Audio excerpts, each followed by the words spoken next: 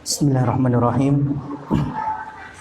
Assalamualaikum warahmatullahi wabarakatuh. Alhamdulillahi rabbil alamin. Alhamdulillahi wa kafa, wassalatu wassalamu ala rasulina al-mustafa. Asyhadu an la ilaha illallah wa asyhadu anna Muhammadan abduhu wa rasuluh. Qala Allah Ta'ala, ya ayyuhalladzina amanu taqullaha wa qulu qawlan sadida yuslih lakum a'malakum wa yaghfir lakum dhunubakum wa may yuti'illaha wa rasulahu faqad faza fawzan 'azima.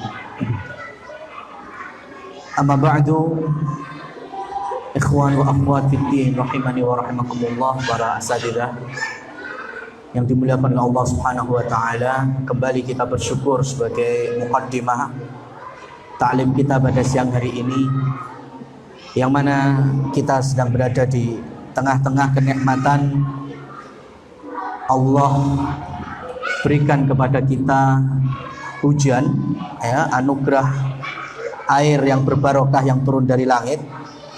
Tentunya kita berdoa semoga hujan ini memberikan manfaat. Allahumma shayban nafi'an, Allahumma hawalaina la alaina, Allahumma alal akam wal jibal wa manabidis sajar. Ya Allah, jadikanlah hujan ini ada di sekitar kami tapi tidak menjadikan musibah bagi kami. Hujan yang ditampung oleh sumber-sumber mata air, hujan yang mengaliri benih-benih dan tempat tanduran, sehingga inilah yang dimaksud dengan rahmat dan barokah dari Allah Subhanahu wa taala. Ikhwani fiddin, para ustadz wal ustadzat rahimani wa rahimakumullah, kita akan melanjutkan terkait dengan hikmah hijrah yang dialami oleh para sahabat Nabi yang pertama, yaitu hijrah ke Habasyah yang pertama, ya. Hijratu al-Habasyatil ula, yang mana hijrah ini dimulai hanya asratun min ashabihi wa khamsun niswatin minhum Utsman ibnu Affan wa zaujatuhu Ruqayyah bintu Rasulillah sallallahu alaihi wasallam. Kita telah sampaikan bahwa rombongan hijrah untuk ke Habasyah pertama kali hanya tidak lebih dari 5 wanita. Di situ ada putri Rasul dan 10 atau 11 dari, atau bahkan 9 dari laki-laki. Artinya nggak sampai 20, antara 15 sampai 19 dari kalangan kaum muslim. Dan dari dahulu yang namanya berpindah dari satu tempat ke tempat yang lainnya itu pasti membutuhkan modal. Jadi Utsman bin Affan bersama istrinya, ya, Ruqayyah itu, dan berapa belas lain itu harus menyeberangi lautan, ya, untuk sampai ke tanah Habasyah, dan ongkos untuk nyebrang itu saat itu, ya, itu sudah 400 dirham. Ya, ada di angka 400 dirham. Berarti kalau sekarang 400 dirham dikali 70.000 rupiah, 28 juta loh, Mas. Ya, itu hijrah pertama ke Habasyah itu 28 juta untuk nyebrangnya, itu sewa kapal dan akomodasi. Kalau dibagi dengan 20 orang, itu patungannya 1.400.000-an. Ya, kalau semuanya bayar. Ya, kalau semuanya bayar. Jadi memang dari awal berkorban fisabilillah melalui jalur harta itu sudah dikenal. Ya. 400 berapa tadi? 400 dirham itu bukan hitungan yang cukup murah saat itu, sudah lumayan. Tetapi permasalahannya adalah wa qad raja'u ba'da thalathati ashhurin bisababi alamil ghurbah wa qillati adadihim wa kana dzalika fi sanatil khamisati minan nubuwah wa hiya awwalu hijratin fil Islam. Proses hijrahnya para sahabat ridwanullah alaihim ke Habasah yang pertama itu cuma sampai 3 bulan. Ya, cuma sampai 3 bulan. Kenapa? Karena ada beberapa hal yang melandasi kepulangan mereka balik ke Mekah. Yang pertama, sesuai yang ada di dalam beberapa catatan sirah Nabi, alamil ghurbah. Kalau kita bahasakan gini, cuaca yang mereka asing. Mereka dari Mekah, nyebrang langsung ke tanah Afrika, ya, ke Ethiopia, ke Sudan, ya, wilayah itulah yang dialiri sungai Nil. Mereka aja nggak pernah lihat sungai, ya, anginnya beda, panasnya beda, dinginnya beda, sehingga wajar sekali kalau banyak yang belum bisa adaptasi. Jadi malah sakit-sakitan. Itu yang pertama. Bi alamil ghurbah, cuaca yang sangat asing bagi mereka. Ya, kalau kita mau katakan cuaca ekstrim itu kan takutnya kita mencela makhluk Allah, tapi kita bahasakan kurang cocok cuaca Mekah dengan cuaca Habasyah. Itu yang pertama, sehingga menarik mereka untuk balik ke Mekah. Alasan yang kedua, ya, telah sampai kabar bahwa orang-orang musyrikin Mekah pada masuk Islam. Pada masuk Islam. Jadi mereka 3 bulan atau 4 bulan kurang lebih, ya, itu dapat kabar, oh, orang-orang Quraisy itu sudah rata-rata tokoh-tokohnya sudah masuk Islam. Baik, mereka senang sekali dapat berita seperti ini. Dan ternyata hoax. Apa ya? Ya, hoax. Ya, ternyata beritanya itu gimana, Mas, ya? Kalau dalam bahasa Arab itu dikenal al-khabaru ma la yahtamilul kadzib basidq. Dalam sastra Arab itu dikenal namanya khobar, kabar atau berita itu adalah sesuatu yang bisa jadi benar, bisa jadi bohong, ya, bisa jadi antara keduanya, 50-50 bisa jadi, 60 benar, 40 bumbu, ya, 70 bumbu, 30 yang benar. Itulah khabar. Malah yahtamilu ala sidqi wal kadhib. Yang, ya, bisa jadi kebenarannya, bisa jadi kedustaannya. Itulah berita. Nah, di beberapa riwayat yang sebagian para ulama menghasankan, faktanya seperti ini. Di Mekah ceritanya. Di Mekah Rasulullah SAW bersama Abu Bakar itu berada di sekitar Ka'bah. Mereka membaca, melantunkan, saling mempelajari Al-Quran, yang sampai di surat An-Najm. Di surat An-Najm, wan najmi idza hawa, itu Rasul sampaikan ke Abu Bakar. Cuma posisinya Nabi itu ada di Ka'bah, ya, di sekitar Ka'bah.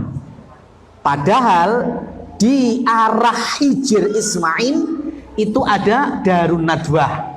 Tempat apa itu? Tempat berkumpulnya tokoh-tokoh Quraisy. Langsung mereka bisa mendengar apa yang datang dari lisannya Rasulullah SAW. Dan saat itu adalah surat An-Najm. Wan najmi idza hawa ma dhalla sahibukum wa ma ghawa wa ma yantiqu 'anil hawa in huwa illa wahyu yuha. Terus Lihat, ini pendek-pendek, kemudian kuat-kuat secara kebahasaannya. Nggak mungkin ini bikinan manusia. Maka orang-orang Quraisy itu yang ada di Darun Nadwah semakin fokus mendengarkannya. Sampai di ayat afara'aitumul lata wal uzza wa manatat tsalitsatal ukhra alakumudz dzakaru wa lahul untha tilka idzan qismatun dhiza. Jadi ketika mereka mendengar Tuhan mereka disebut, afara'aitumul lata wal uzza, itu mereka mulai tambah fokus lagi. Kok tambah indah lagi yang disampaikan oleh Muhammad ini. Mereka tambah fokus, mereka tambah khusyuk. Terus sampai nantinya di akhir daripada surat An-Najm, hadza nadhirum minan nudhuril ula azifatil azifah laisa laha min dunillahi kashifah afa min hadzal hadithi ta'jabun wa tadhakuna wa la tabkun wa antum samidun fasjudu lillahi wa'budu. Jadi dari awal mereka sudah bahasanya apa ya, tersugesti atau ya bahasa kasarnya tersihir dengan kemukjizatannya Al-Quran. Bahasanya sangat kuat sekali, mukjizat. Makanya mereka tambah khusyuk, tambah fokus sampai disebutkan Lata Uzza, mana Tuhan-Tuhan mereka. Sampai kemudian di akhirnya ketika mendengar ini, apa kalian tertawa-tawa? Ya, bukannya malah menangis. Maka ketika Nabi SAW ada di ayat terakhir, fa'budullah, bersujudlah kalian kepada Allah, ya, beribadahlah kalian kepada Allah, wasjudu, dan bersujudlah. Maka Nabi Muhammad sujud, Abu Bakar ikut. Tiba-tiba yang di Darun Nadwah itu semuanya juga ikut sujud. Ya, saking masuknya apa istilahnya ayat-ayat Allah, firman-firman Allah itu di kalbu mereka, terenyuh itunya. Ya, jadi mereka sampai sujud bareng Nabi dan Abu Bakar. Nah, orang-orang yang mengetahui ini, melihat ini, akhirnya menyebarkan berita orang-orang Quraisy sudah ikut Muhammad Sallallahu Alaihi Wasallam. Sudah ikut Nabi. Kenapa? Karena mereka sujud bareng Nabi. Nabi di depan, Abu Bakar, kemudian mereka di belakang. Ibarat makmuman. Padahal orang Quraisy itu mereka sujud karena ketertarikannya dengan gaya bahasa firman Allah itu tadi. Ya, karena mereka aslinya juga mengagungkan Allah, cuma memakai sesembahan-sesembahan yang ada di sekitar Ka'bah dari berhala-berhala itu.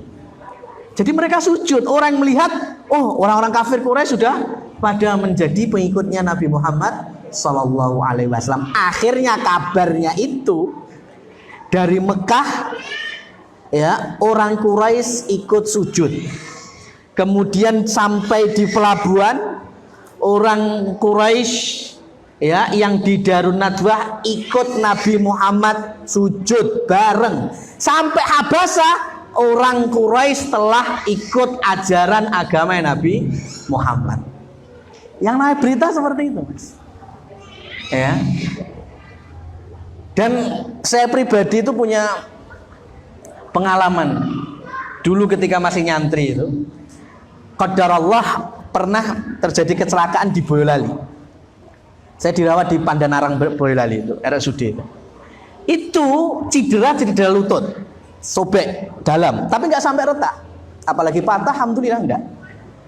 Dirawat di Pandanarang, Mas. Itu dari rumah sakit Pandanarang sampai ke Ampel, bayangan ya, nggak sampai 12 kilo. Itu beritanya Iqbal sikile ceklek, ya, dengkulnya. Itu baru, ya, itu sampai Ampel. Ampel Seruen, ya, dengkulnya harus diganti karena parah, ya. Sampai Pondok Tengaran Mas, ya, itu beritanya Iqbal dengkulnya diganti dengkul sapi. No. Baru Pandanaran Tengaran aja sudah beritanya udah Masya Allah. itulah yang namanya berita. Malayah tamilu ala sidqi wal kadhib. Apalagi yang Mekah Habasyah, ya, bisa tambah dawa lagi. Dan itulah yang membawa Abu Hanifah rahimahullah, kenapa beliau di saat menjadi, ya, imam, bahkan menjadi imam madhab tertua, ya, itu lebih suka memakai qiyas. Kenapa? Karena sedikitnya dalil yang masuk ke Kufah, ya, karena beliau ada di tanah Persia, di Kufah, sekitar Irak situ. Dalil yang masuk ke Kufah itu sedikit, ya, dari hadis-hadis Rasul. Yang sedikit pun itu kalau masuk ke Kufah, satu jengkal keluar Kufah jadi satu hasta. Ya, jadi sumber hadis palsu, sumber hadis lemah, sumber hadis la aslalahu itu paling besar ada di Kufah, Mas. Maka Imam Abu Hanifah nggak berani memakai asal hadis, enggak. Ini benar hadis banyak. Hadis masuk Kufah, talabul ilmi faridhatun ala kulli muslim. Keluar Kufah, talabul ilmi faridhatun ala kulli muslim wa muslimah. Nah, tambah dong, Mas. Ya, tambah tuh. Betul. Ya. Kemudian masuklah hadis at-tahuru satrul iman. Ya, masuk Kufah tahuru satrul iman, keluar Kufah ada an-nadhafatu minal iman, gitu. Ya, ada aja pokoknya.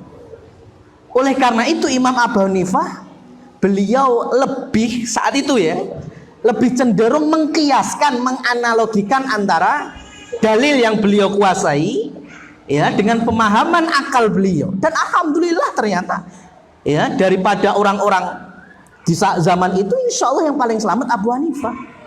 Ya. Ini menunjukkan kalau Allah juga menjaga Imam Abu Hanifah dari berbagai macam penyimpangan. Kalau masalah salah, ya wajar, beliau juga manusia. Nah, jadi dua faktor inilah yang menjadikan kaum muslimin yang ada di Habasyah, yang telah minta izin suaka, perlindungan dan keamanan dari Najasyi, dapat izin, tetapi 3 bulan berikutnya mereka balik karena banyak yang sakit-sakitan, belum adaptasi alam. Yang kedua, mereka menerima kabar burung tadi itu. Ya, di Mekahnya sih ada realita dan fakta sujud, tetapi sujudnya bukan sujud bersyahadat, bertauhid kepada Allah dan Rasulnya, enggak.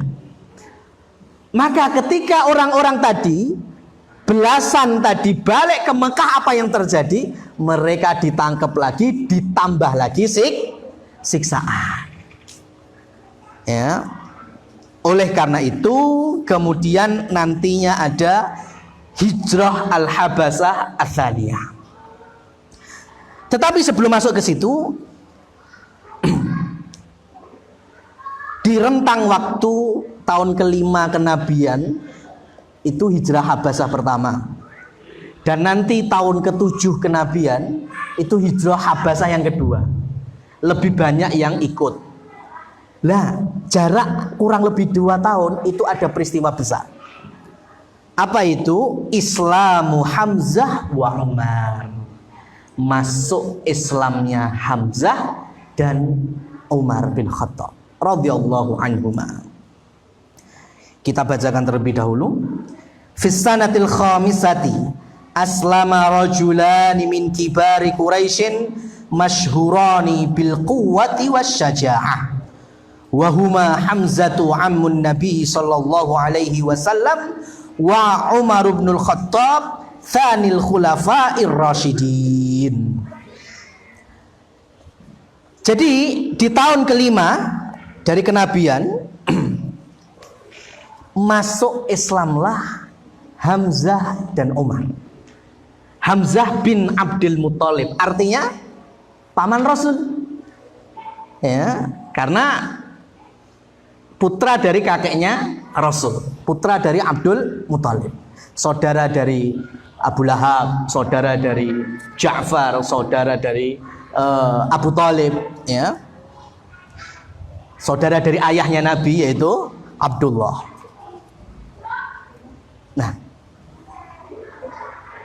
Hamzah kita ambil salah satu dulu.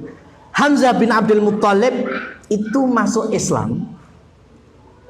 Yang sebelumnya Hamzah, ya dua-duanya ini ya, Hamzah dan Umar ini dikenal oleh orang Arab dengan Sayyadul Usud. Sayyadul Usud. Jadi kedua orang ini di masanya nanti ada regenerasi. Di masa Hamzah bin Abdul Muttalib dan Umar bin Khattab ini kan hampir sepantaran meskipun lebih tua Hamzah.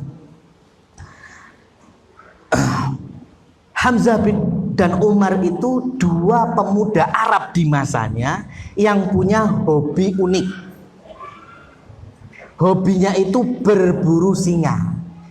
Nah, itu ya kan? Orang itu kalau berburu rusa, ya. Berburu mungkin ya binatang-binatang biawak-biawak padang pasir, bob itu. Tapi dua orang ini biasa keluar dari Mekah, ya, memanggul tombak, memanggul panah dan busurnya. Itu nanti masuk Mekah, ya, pundak salah satunya manggul singa. Singa udah mati tapi, ya kan? Bayangkan sekarang, gini. Nggak semua orang mampu ngangkat singa loh, Mas. Ya, nggak semua orang kuat ngangkat singa mati. Apalagi ngejak ngejak dolanan mbek singa. Ya, maka dikenal dengan Sayyadul Usud, pemburu singa. Dua orang nih, satu zaman Hamzah dan Umar bin Khattab. Nanti regenerasi berikutnya ya Khalid bin Walid, Ikrimah bin Abi Jahal. Ya, jadi pemuda-pemuda Arab itu, Mekah khususnya, itu memang mereka terlatih keberanian dari awal. Dari muda itu udah kelihatan.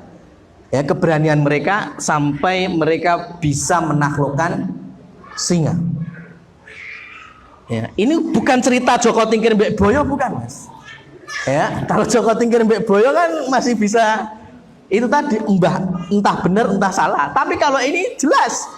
Kenapa Allah dan Rasulnya nanti ketika menjadi mukmin yang sejati itu Hamzah dikenal dengan Asadullah. Karena sebelumnya sudah ada lakop Sayyadul Usud gitu loh.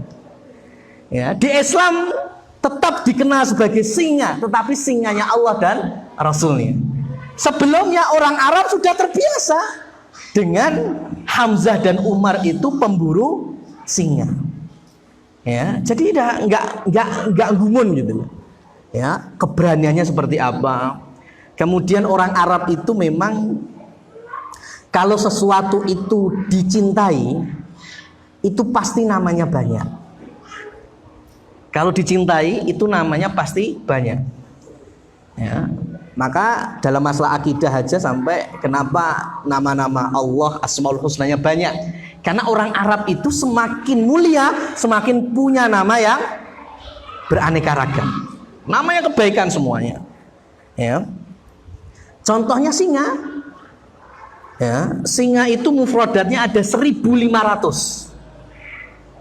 1.500 vocabulary untuk singa. Begitu pula unta, begitu pula kuda. Karena tiga hewan ini tiga-tiganya mulia di mata orang-orang Arab. Coba sekarang singa di kita cuma berapa, Mas? Singo. Gitu dok. Dua dok, ya. Ya. Singo yang mirip dengannya.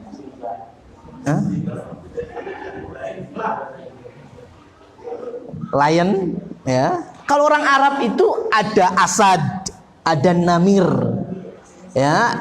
Itu nanti kalau untuk nama orang bisa Haidar, ya. Haidar itu juga singa, ya. Salah satu dari orang Arab menamakan singa. Jadi singa yang seperti apa itu semuanya, dan 1500 itu memang ada identifikasinya. Makanya onta juga itu 1500 onta yang dibuat dagang namanya apa. Jadi nakoh itu apa, ibil itu apa, jamal itu apa, onta yang tidak pernah digembalakan apa namanya, onta yang dikultuskan. Karena ada onta yang dikultuskan. Yang pertama kali yang membuat Amr bin Luhai, ya, orang yang pertama kali melakukan kesyirikan di Mekah, yang Rasulullah SAW melihat dia di neraka ketika Isra Mi'raj, yajurru qasbahu 'alan nar. Rasul melihat seseorang yang menjulurkan isi perutnya, ya, ditarik-tarik muter-muter di neraka. Maka Rasul tanya ke Jibril, "Man huwa, siapa dia?" Kata Jibril, "Amr bin Luhai." Dialah orang yang pertama kali membawa Hubal ke Mekah, berhala dari Syam, dan orang yang pertama kali mengkultuskan unta betina. Jadi unta betina itu, ya, kalau 10 kali bunting, 10 kali melahirkan, bahasa untanya apa, Mas? Bersari. Mana ya. No, kita cerita unta. Unta itu kalau 10 kali bunting, 10 kali mana, 10-10-nya betina, itu dikultuskan. Itu yang pertama kali membawa undang-undang itu Amr bin Luhai, tokoh Quraisy jauh sebelum lahirnya Nabi Muhammad SAW. Jantan yang ngawini unta betina ini tadi, yang bunting 10 kali, mana 10 kali betina semua, itu kalau jantan yang ngawini bunting betina lahir, ngawini lagi bunting betina lagi lahir, unta jantan ini juga dikultuskan. Bentuk pengkultusannya apa? Tidak boleh disembelih, berarti tidak boleh diambil dagingnya, tidak boleh ditunggangi, tidak boleh diperah susunya. Ya, untuk yang unta betina tadi nggak boleh. Arak melaku kemana saja bebas, mau masuk halaman, mau masuk rumah bebas, nggak boleh diapa-apain. Itu undang-undang kesyirikan pertama, pengkultusan unta, dan ada namanya semuanya ini. Ya, ada namanya. Nah, itu Amr bin Luhai mengkultuskan unta dengan 3 kriteria: tidak boleh disembelih, tidak boleh diperah susunya, tidak boleh ditunggangi. Itu saja sudah mendapatkan stempel pionir kesyirikan di Mekah. Apalagi mengkultuskan sampai kletongi, Mas. Nggak kepikir Amr bin Luhai itu, sampai nggak kepikiran kok. Ya kan? Maka Amr bin Luhai ke Solo kadang yo heran, kondi iki. Lah kok ngalahne aku. Ya. Itu. Amr bin Luhai itu mengkultuskan unta, tapi hanya 3 itu, nggak sampai kotorannya disuruh kultuskan. Lah kok di kita kok ada sampai kletonge sing dikultuskan. Waduh, iya. Sinau Amr bin Luhai. Iki sinaune ning neraka. Taib.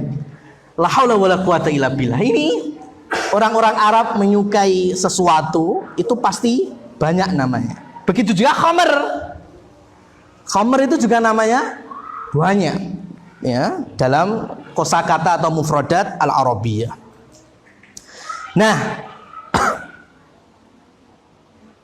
Hamzah itu memeluk Islam di tahun ke-5 kenabian. Atas dasar, jadi plotnya gini. Hamzah itu sangat mencintai ponakannya Muhammad. Sangat cinta sama Nabi Muhammad. Ya. Alasannya satu. Hamzah sama Nabi Muhammad itu jarak lahirnya hanya 2 tahun. Hamzah lahir duluan, 2 tahun berikutnya Nabi Muhammad lahir. Jadi jangan dibayangkan Hamzah itu paman Nabi tapi jauh lebih tua daripada Nabi Muhammad. Enggak. Cuma 2 tahun itu kan berarti sebaya, Mas. Ya, sebaya. Nah, itu yang pertama. Jadi baraan. Berarti kan main bareng bisa. Ya, iya, zaman kecilnya main bareng. Yang kedua, Hamzah dan Nabi kita Muhammad SAW itu sama-sama pernah disusui oleh Ummu Aiman. Artinya mereka bersaudara dalam rodho'ah, sepersusuan. Ya, sepersusuan. Maka nanti Nabi ketika sudah di Medina, Nabi kan ngepek putrinya Umar. Ya kan? Ngepek putrinya Umar. Sahabat ada yang jawil, kenapa engkau tidak sekalian ngepek putrinya Hamzah? Ya, ngepek putrinya Hamzah. Enggak. Putrinya Hamzah ya anakku, kata Nabi Muhammad. Maksudnya apa? Karena antara Nabi dengan Hamzah itu saudara sepersusuan. Berarti kalau anaknya siapa? Hamzah ibarat ponaan Nabi. Tapi Nabi nggak mau karena dulunya sama Hamzah itu saudara sepersusuan. Dekat. Kemudian yang ketiga, Hamzah dari keluarga besar Bani Hashim, Bani Abdul Muthalib. Nabi juga dari keluarga Quraisy, Bani Hashim, Bani Abdul Muthalib. 3 landasan ini yang menjadikan Hamzah itu klop dengan Nabi. Sebelum beliau masuk Islam, bahkan sampai ketika Nabi sudah menjadi Rasul sekalipun, Hamzah nggak pernah ngotak-ngatik karena seneng. Pertama kawan, dulur sepersusuan, sama-sama satu nasab.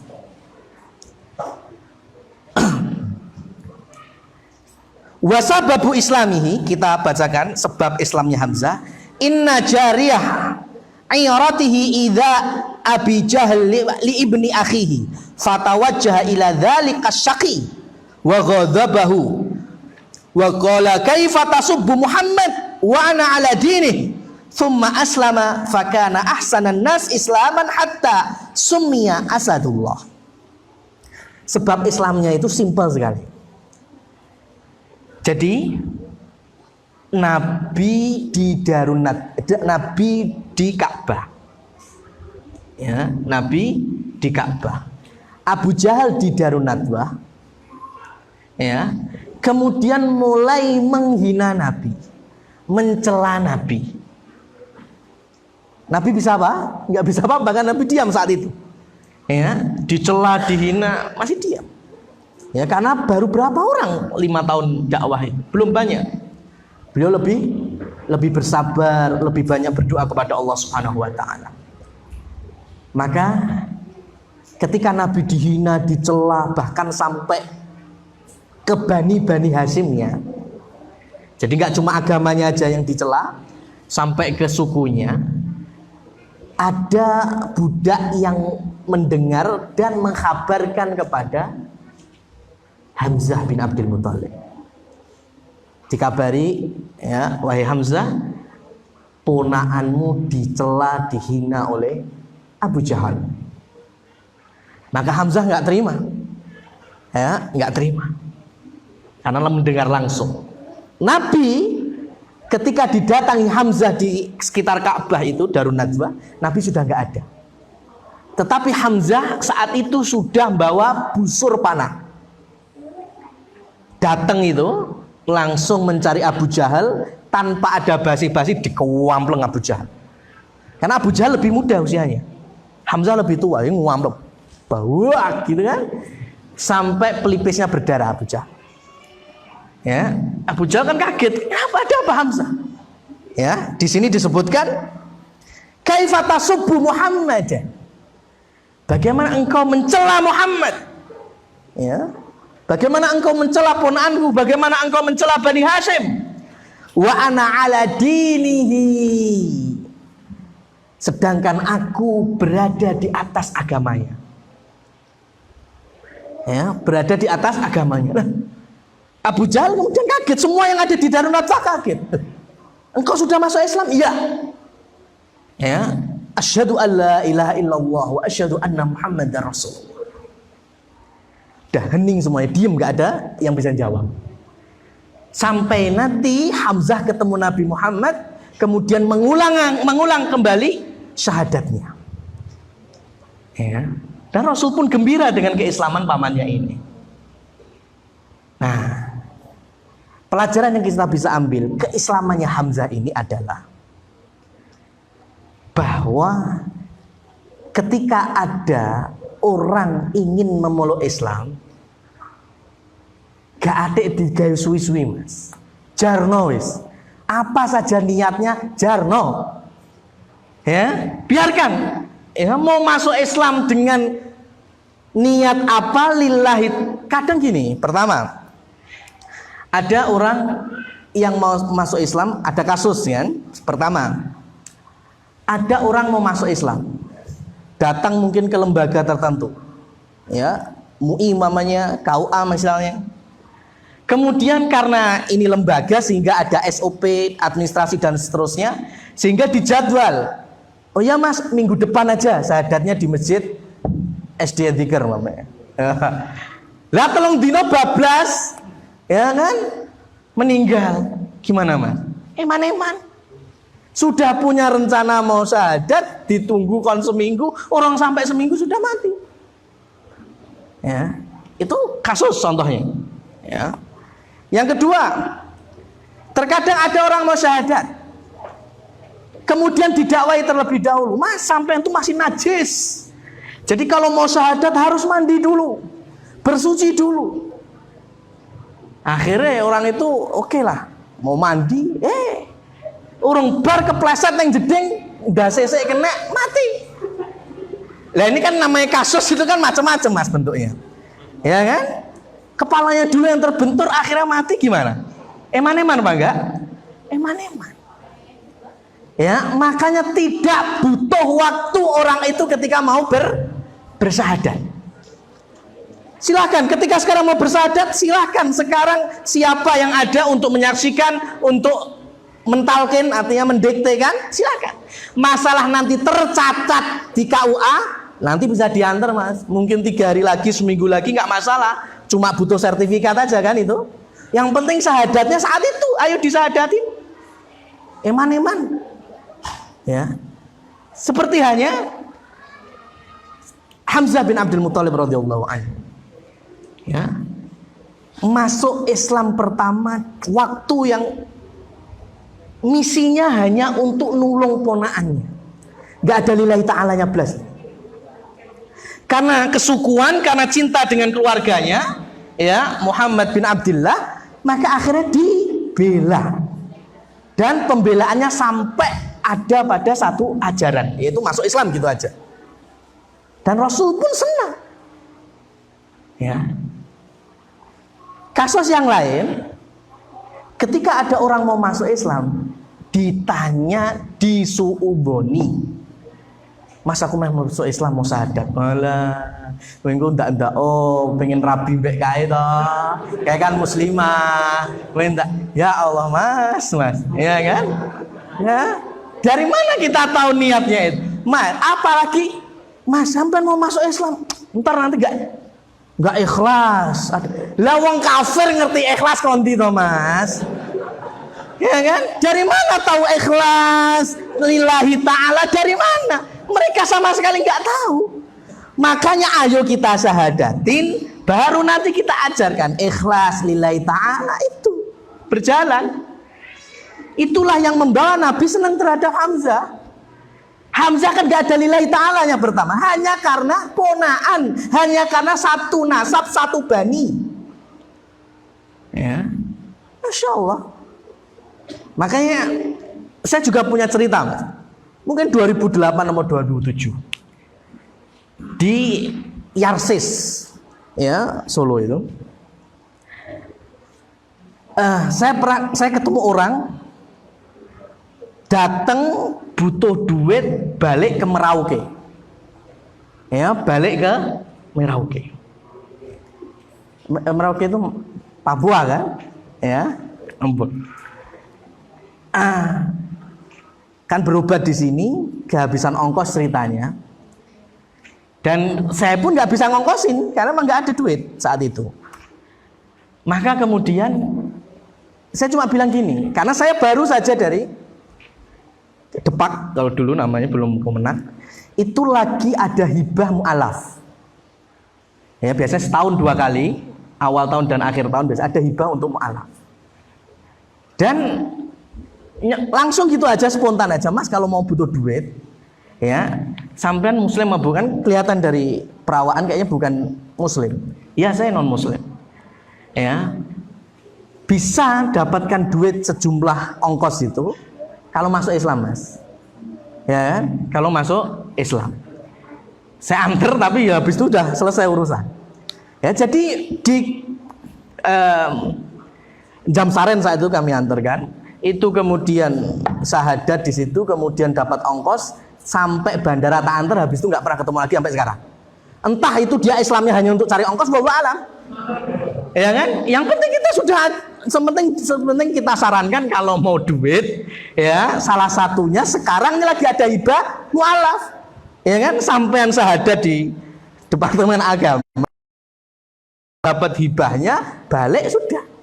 Kan hanya saran aja. Maka ceritanya berakhir di bandara itu. Sampai sekarang nggak tahu. Oh, nggak tuker-tukeran nomor dan lain sebagainya. Ya kan? Nggak tahu dia masuk Islam hanya untuk cari tiket dan ongkos. Wallahu a'lam. Yang penting dia sudah bersyahadat. Memang seperti itu harusnya kaum muslimin di dalam menyebarkan dakwah. Ya, dakwah kepada orang kafir ya. Ada satu pelajaran juga dari Toyota Arab. Ya, Toyota Arab Saudi itu yang megang kan muslim, juragan di Jeddah sana. Itu pegawainya kira-kira apakah semuanya muslim? Enggak. Pegawai Toyota di Saudi itu enggak semuanya orang muslim. Ada orang kafirnya juga. Ya, ada orang kafir ya. Bahkan ada yang mungkin kiriman dari negara asli Toyotanya. Ya, bekerja di Saudi. Lah, sama bos pemegang saham Toyota terbesar di Saudi itu kan gaji pegawai itu sama. Anggap kalau bahasa kita kan UMR, UMK. Ya kan? Disamakan, mau yang muslim sama enggak disamakan. Tapi ada satu kelebihan. Toyota Masya Allah, ya di Saudi itu hampir penjualannya terbesar adalah Toyota. Ya, maka ucapan terima kasihnya Toyota ke Saudi, aspalnya rusak, dirusak, diperbaiki lagi. Ya kan? Jadi nggak nunggu rusak. Ini kok Saudi nggak rusak-rusak aspalnya kan? Saya mau memperbaiki, tak rusak sih. Ya, dirusak dulu kemudian dihaluskan lagi. Ramu tuh gitu ya. Tapi ya gimana lagi, ini bentuk apa namanya bilateralnya, hubungan baiknya. Nah, itu bosnya Toyota itu yang di Jeddah dan di Riyadh itu orang-orang muslimin, pegawai-pegawai muslim itu mendapatkan zakat mal dari omset Toyota Saudi. Ya, jadi kan Toyota besar omsetnya, asetnya besar. Otomatis zakat malnya jelas wajib. Dan zakat malnya itu diperuntukkan sebagiannya untuk seluruh pegawai yang muslim. Jadi setiap tahun masih dapat bonus dengan bentuk zakat mal. Akhirnya pegawai-pegawai muslim itu mereka mendapatkan kecukupan di dalam hidup dalam setahun itu. Yang kafir kan nggak terima. Loh mas, kita sama loh mas, jam kerjanya sama, SOP-nya sama, ya job description-nya sama, tapi kok hasil tutup tahunnya kok nggak sama. Lah yang punya Toyota gampang, gelem mas, lebu Islam, selesai. Makanya banyak akhirnya orang-orang Jepang, orang-orang Eropa yang di Saudi Toyota memeluk Islam, gara-gara pengen dapat zakat malik. Yang penting awalnya nggak masalah. Nanti ketika sudah muslim baru didakwai apa saja hak-hak dan kewajiban setiap muslim dan muslimah. Ya. Taib. Itulah kisah Islamnya Hamzah bin Abdul Muttalib.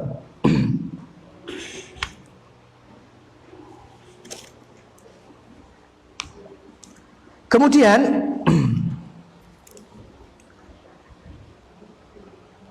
Hamzah diceritakan ketika sudah masuk Islam itu baru jujur.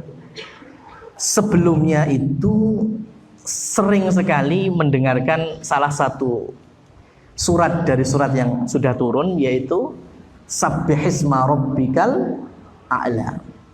Senang sekali beliau dengar. Ya, maka kerap kali kalau ada contohnya yang lebih rendah dari beliau yaitu Abdullah bin Mas'ud. Ya, nasabnya rendahan tapi sudah muslim duluan. Maka sering sekali minta untuk diulangi. Sabbihisma rabbikal a'la alladzi khalaqa fasawwa. Dan Hamzah, ya, Allah jadikan tuntun hidayah itu dari suka mendapatkan dan mendengarkan ayat-ayat ini. Ini cerita dari Hamzah. Kemudian, ya, ini sebatas kisah Islamnya. Nanti insya Allah kita akan ketemu lagi Hamzah di Badar dan di Uhud. Ya, ini hanya Islamnya saja dulu. Yang kedua, Islamnya Umar ibnul Khattab. Ya, Islamnya Umar ibnul Khattab. Kan ini dalam tahun yang sama. Ya. Di dalam footnote di sini disebutkan makana ahadun yarju islamahu walakinnan nabi qubaili islamihi qala Allahumma a'izzal islam bi umaraini fahasalat lahu barakah da'wat Rasul sallallahu alaihi wasallam. Umar bin Khattab sebelum masuk Islam, Rasul itu sering sekali berdoa, Allahumma a'izzal Islam bi ahadil umarain. Ya Allah, jayakan Islam dengan salah satu Umar. Dengan salah satu Umar. Karena di zaman itu dikenal ada dua Umar yang sangat, ya, tokohnya pemuda tadi. Yang pertama Umar bin Khattab, yang kedua Amr. Karena Amr itu sama Umar kan sama sebetulnya. Ya, kalau dalam qawaid imla ada kalimat tuntok wala tuktab, ada yang tuktab wala tuntok, maka Umar sama Amr itu sama. Yang pertama adalah Umar ibnul Khattab, yang kedua adalah Amr ibnu Hisham. Siapa itu Amr ibnu Hisham? Abu Jahal. Jadi Rasul itu berdoa kepada Allah sering sekali, ya Allah jayakan Islam dengan salah satu dari dua Umar ini, Umar bin Khattab atau Abu Jahal. Tetapi beberapa selang waktu kemudian, riwayat Fatimah, putri beliau sendiri, ya, Rasulullah merevisi doanya. Ya, merevisi doanya, Allahumma a'izzal Islam bi Umar ibnul Khattab khassah. Ya, jadi Rasul merevisi doanya, ya Allah, jayakan Islam dengan Umar ibnul Khattab. Nggak ada Abu Jahalnya.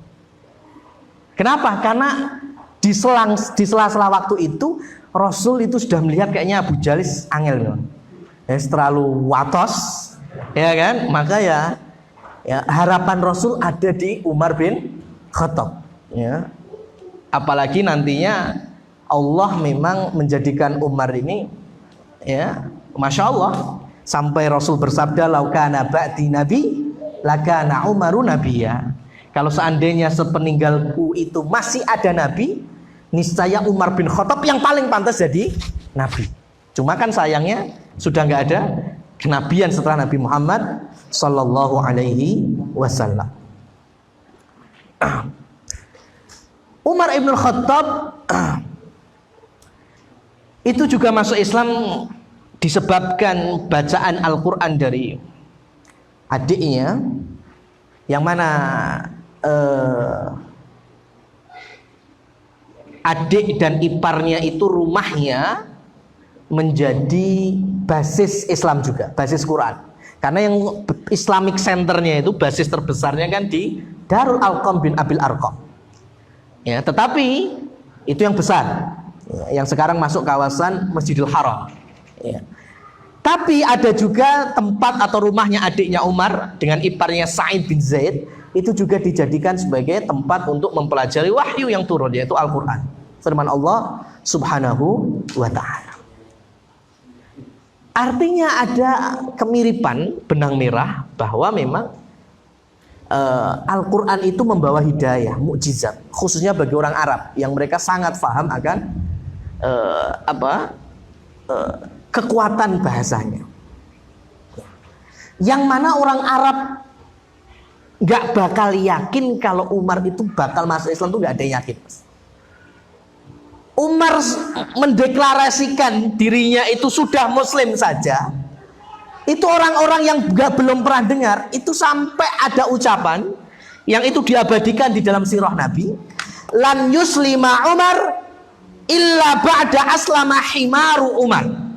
Nah, Umar bin Khattab ini bakal mlebu Islam kecuali keledene Umar dhisik sing mlebu Islam. Oh, Masya Allah, sampai ada istilah seperti itu. Tapi siapa tahu hidayah itu indallah, di sisi Allah Subhanahu wa taala. Maka orang itu gak bakal ada yang nyangka Umar bin Khattab itu masuk memeluk Islam, itu gak ada yang nyangka. Lah ternyata malah nantinya menjadi tokoh besar, ya, min kibaril muslimin, khiyarukum fil jahiliyah khiyarukum fil Islam idza faquhu. Orang-orang pilihan ketika masa jahiliyah dari orang-orang musyrikin Mekah, ketika mereka memeluk Islam, maka mereka pun menjadi pilihan, ya, ketika ada di tubuh kaum muslimin. Idza faquhu, ketika mereka faham daripada syariat Allah Subhanahu wa taala.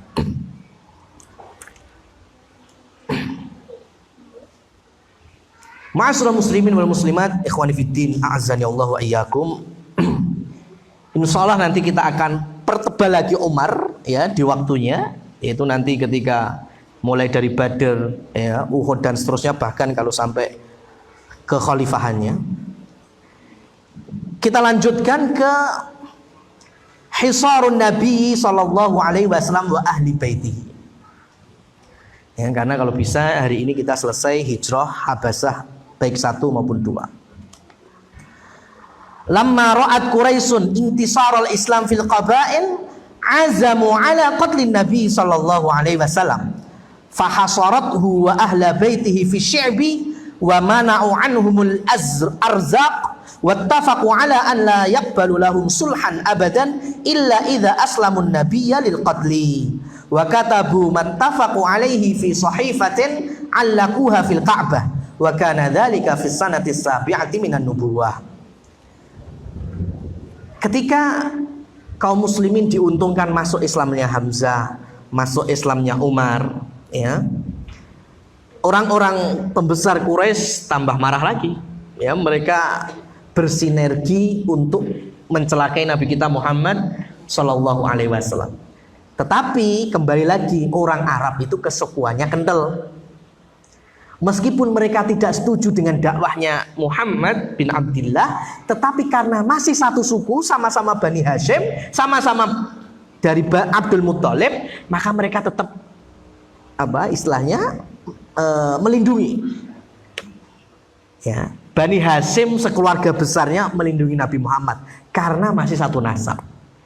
Orang Quraisy dari Bani Mahzum, Bani Abu Jahal, Bani Abdiddar, Abdi Manaf, ya, kemudian Bani Adi, itu mereka sepakat kalau gitu ya sudah Bani Hashim dikucilkan saja. Makanya akhirnya ada salah satu penggalan dari sirah Nabi itu khisaru an-Nabi wa ahli baitihi, di boikotnya Nabi dan keluarga besarnya. Diboikot. Apa diboikotnya itu? Tidak boleh ada jual beli antara Bani Hashim dengan Quraisy secara umum. Tidak boleh ada pernikahan. Masya Allah, ya, tidak boleh ada. Dan perjanjian ini ditulis, dicatat, ditempelkan di Ka'bah, di pintu Ka'bah, di dinding Ka'bah. Sehingga Bani Hashim terkucilkan di Syi'b. Jadi setiap suku itu dulu punya Syi'bun, Mas. Syi'bun itu kayak wilayah tempat yang nanti biasa digunakan untuk musim panas. Ya, mereka dirikan tenda di situ.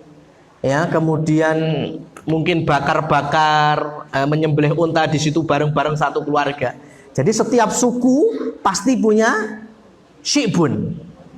Ya, sebagaimana di Madinah nantinya setiap suku besar itu pasti ada lek coro Jawanya nek Mas, sing omah biyen ki lek pelatarannya ada kayak joglonya apa itu?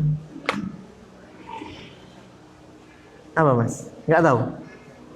Biasanya ada untuk nerima tamu itu kalau orang-orang dulu yang tokoh itu selain rumah utama di depannya kan ada joglo itu loh. Pendopo, ya. Ini kalau coro Jawa pendopo. Di Madinah itu juga ada model semacam itu untuk tokoh-tokoh suku-suku besar.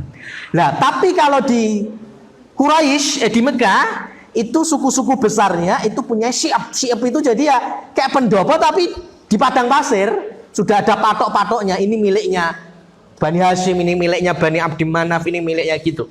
Jadi nanti kalau keperluan satu suku ini ya difungsikan. Biasanya di musim panas. Nah, kalau syiab Bani Hashim atau syiab Abdul Muthalib itu, kalau sekarang ikon terbesarnya Mekah itu kan Ka'bah. Yang kedua adalah Burjus Sa'ah. Apa itu Burjus Sa'ah? Biasanya dikenal dengan Zamzam Tower. Jam gadang Mas, tapi jam gadang Saudi, bukan jam gadang di Sumatera Barat. Ya, jam gadang itu. Jadi kalau lihat Ka'bah ke atas itu ada bangunan yang lebih tinggi, lebih besar, ada jamnya, itu disebut dengan Burjus Sa'ah atau biasa dikenal dengan Zamzam Tower. Nah, Zamzam Tower nanti ada juga di sekitarnya itu maktabah. Maktabah itu dulunya tempat lahirnya Nabi Muhammad. Berarti otomatis ya keluarga Abdul Muthalib kan di situ. Nah, di belakang Zamzam Tower dan tempat lahirnya Nabi Muhammad itu ada bukit dikenal dengan Abul Qubais. Ya, bukit Abul Qubais, dataran yang paling tinggi. Kalau sekarang menjadi istana raja. Jadi raja Arab itu kan pusatnya kan di Riyadh sama Jeddah. Ya, tapi di setiap kota Haramain itu ada semuanya. Di Mekah punya istana, di Madinah juga punya istana. Lah istana yang di Mekah itu di Abul Qubais, bukit tertinggi, dataran tertinggi di paling dekat dengan Ka'bah. Lah ke bawah dari Abul Qubais itu ke bawah itulah syiab Bani Hashim. Ya, syiabnya Nabi Muhammad sekeluarga di situ. Jadi mereka terboikot di sana. Ya, diboikot di situ. Ya mereka hanya bermodalkan tenda, bermodalkan bahan makanan pokok. Susah nggak Mas?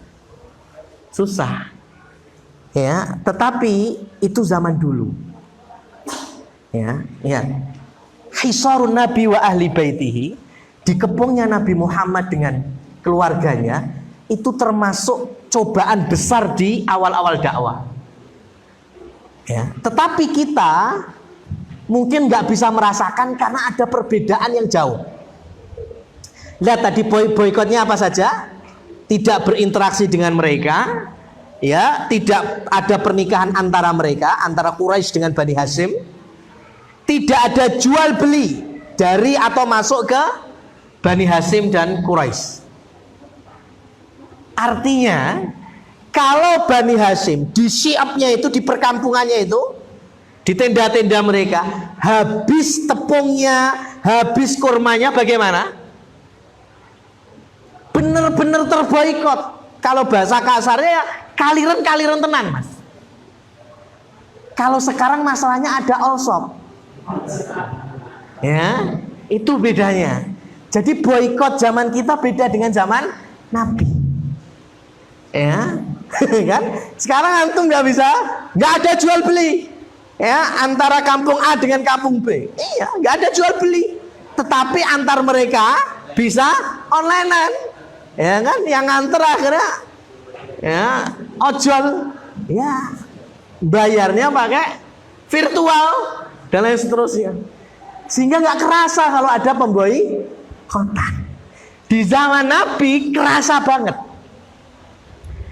Hikmahnya adalah memang interaksi jual beli di zaman Nabi dan itu menjadi aturan Nabi, ya, artinya menjadi syariat kita.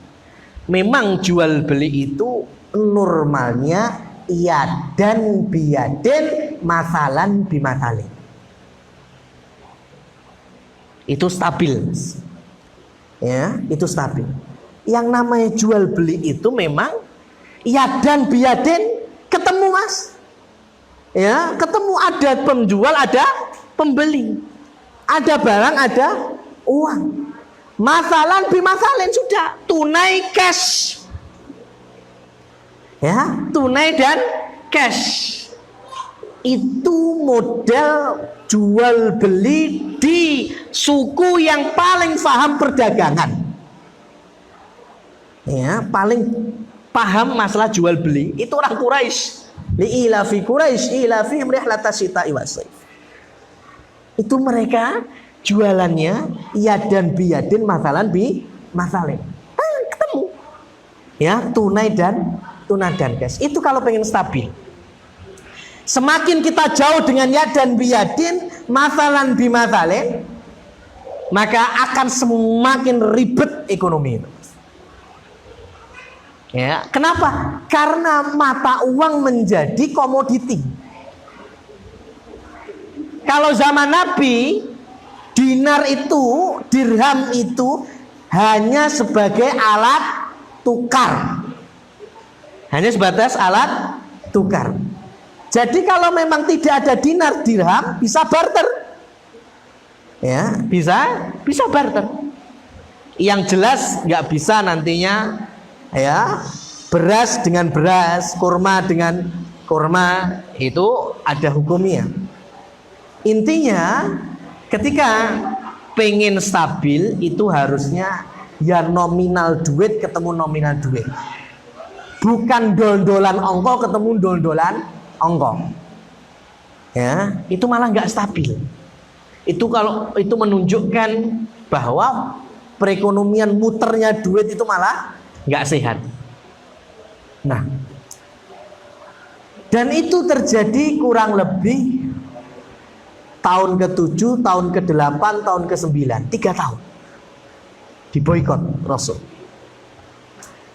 Makanya kemudian, ya, Rasul Shallallahu Alaihi Wasallam merasa kasihan dengan sahabat-sahabatnya, dikirim lagi untuk berangkat ke Habasyah kedua kalinya, dipimpin oleh Ja'far bin Abi Thalib radhiyallahu anhu. Ya, yang ikut lebih banyak, 70-an orang ikut. Ya, sehingga nantinya orang-orang kafir Quraisy mereka mengirimkan orang atau tokoh yang sangat dekat dengan Najasyi, ya, sangat dekat dengan Najasyi, untuk meminta supaya orang-orang Mekah itu kembali ke Mekah. Ya. Ikhwani fiddin wa akhwati fillah rahimani wa rahimakumullah. Maka kaum muslimin sudah aman di Habasyah. Orang Mekah siap membawa Amr bin As ke Habasyah untuk menjemput orang-orang Mekah ini. Amr bin As itu sebelum masuk Islam itu ceritanya, itu sudah menyiapkan hadiah terbaik yang untuk dibawa ke Najasyi dan menteri-menterinya. Dan orang Habasyah itu paling suka kulit, bukan rambak tapi mas, kulit, ya kan? Nanti rambak, ya. Jadi kulit itu nantinya di istilahnya di packing dengan indah, kemudian dibawa ke Habasyah. Sebelum datang ke Najasyi, datang dulu ke menteri-menterinya, dikasih oleh-oleh kulit ini satu persatu. Ya, dengan permintaan nanti dukung aku di hadapan Najasyi. Jadi mas, hikmah yang bisa kita ambil untuk terakhir kali ini, catatannya ini adalah hati-hati dengan bahasa hadiah yang itu pada hakikatnya suap. Ya, pada hakikatnya itu suap. Hati-hati. Ya, jangankan zaman Amr bin As, Sulaiman itu ketika nyuratin Balqis Ratu Saba, innahu min Sulaiman wa innahu bismillahirrahmanirrahim, ya, supaya Saba dan Balqisnya masuk Islam, dikenalkan Allah, dikenalkan Ar-Rahman Ar-Rahim. Ternyata Balqis gak mau, tetapi karena tahu Sulaiman itu raja agung, maka dibawakan ratusan peti-peti, isinya emas, isinya perhiasan, barang mewah. Utusan Balqis datang ke Sulaiman mengatakan, ini hadiah dari ratu kami. Ya, ini hadiah dari ratu kami. Maka Sulaiman menjawab apa itu dalam An-Naml ayat 36? Allah ta'lu alayya waqtini muslimin, gak ate kemaki neng harapanku. Ya kan gitu kan bahasa ya kan? La ta'lu alayya, janganlah gemede di hadapanku. Rasa kemaki ratumu, ya kan? Terima emas nih, masya Allah. Sulaiman, ya gak aneh apa-apa nih emas mas. Ya kan? Prajuritnya aja menungso, kewan laut, darat, ya, udara lengkap plus bongso halus, ya kan? Gimana kalau cuma emas perak gitu?